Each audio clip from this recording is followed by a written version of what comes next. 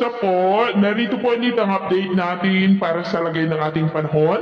Ngayong hapon po ng June 7, 2024 na kung saan sa ngayon po ay iba't ibang hangin ang nagsasalpungan dito po sa ating bansa. Southwest monsoon o habagat sa kanluran, easterly sa silangan, may shear line sa taas at may ITCZ sa baba dyan sa silangang bahagi ng Mindanao, and within that ITCZ ay may circulation nga po na nabuo, pero sa ating long range forecast ay wala naman pong bagyo pa na nakikita na tatawid dito po sa ating bansa. Hanggang sa susunod na 2 linggo ay posibleng storm free pa rin po tayo. At sa lagay ng ating panahon, ngayong hapon ay mulap ang kalangitan with isolated rain sa malaking bahagi po ng ating bansa, mula po dito sa ilang bahagi ng Cagayan Valley, Cordillera, Ilocos Region, Central Luzon, Metro Manila, Calabarzon, Mimaropa, ilang bahagi po ng Bicol Region, Western Visayas, Cebu, Leyte, Samar Provinces, Sulu Archipelago, Zamboanga Peninsula, Northern Mindanao, Sorsogon at Davao na posibleng magtuloy-tuloy